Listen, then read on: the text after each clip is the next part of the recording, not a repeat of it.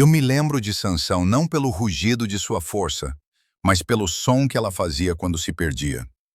A maioria se recorda dele pelos portões arrancados, pelos leões vencidos com as mãos nuas, pelos exércitos derrotados como se fossem nada.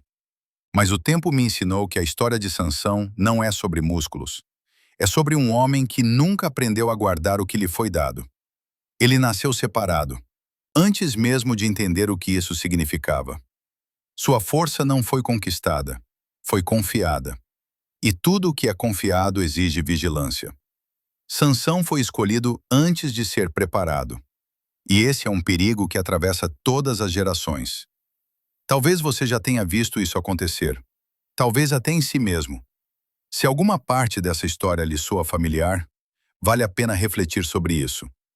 Desde o início, havia um chamado claro sobre sua vida. Não tocar no vinho, não cortar os cabelos, não se misturar como os outros. Não porque o cabelo fosse mágico, mas porque cada fio era um lembrete visível de que ele não pertencia a si mesmo. Sansão carregava no corpo um sinal espiritual, mas nunca deixou que esse sinal moldasse o coração. Ele gostava do dom, mas não da disciplina que vinha junto com ele.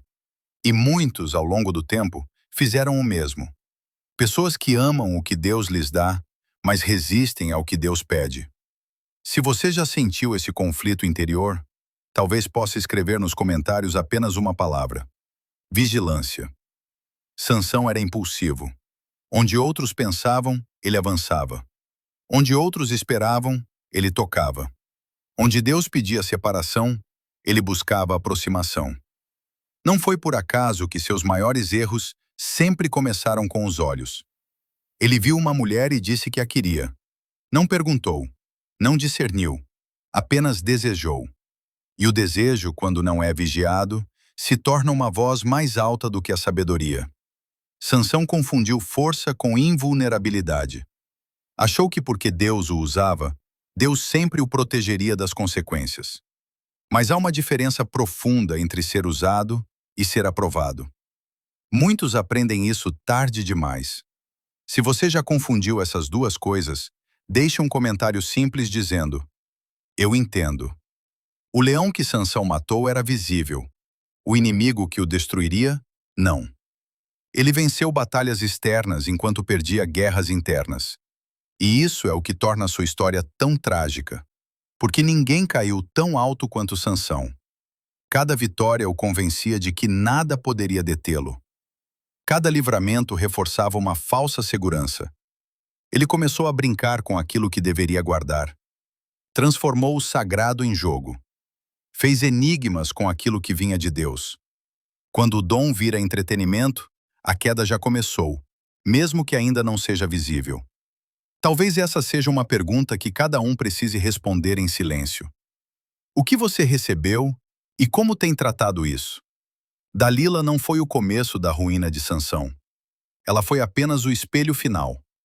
Muito antes de entregar seu segredo, Sansão já havia entregado o coração. Ele brincou com a verdade como quem acredita que sempre haverá outra chance. Mentiu uma vez, mentiu outra. Aproximou-se do limite, convencido de que poderia voltar quando quisesse. Mas há limites que, quando cruzados, não oferecem aviso. Sansão dormiu achando que acordaria como sempre.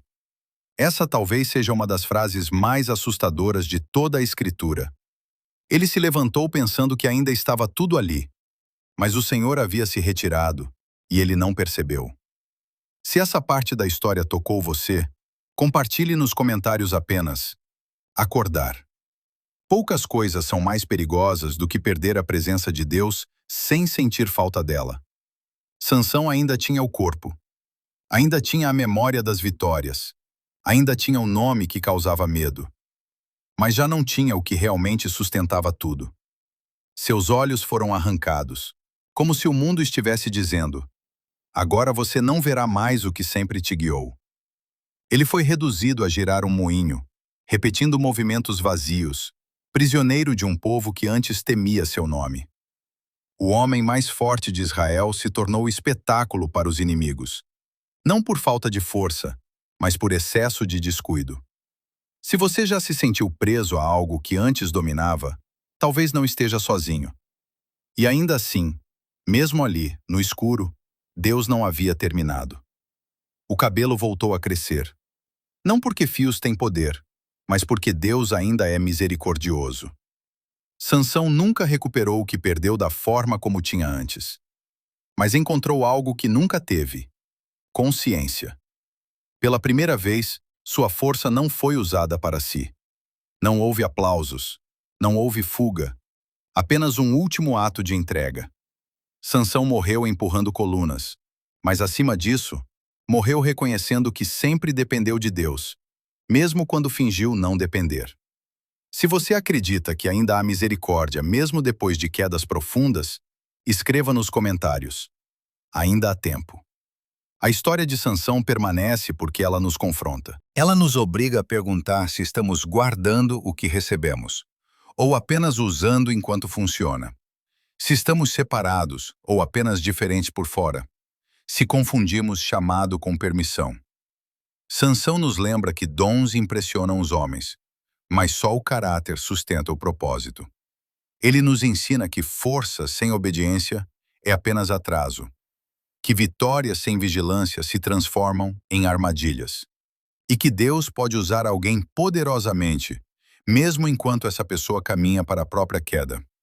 Se essa reflexão falou com você, deixe nos comentários qual palavra mais resume essa história para o seu momento.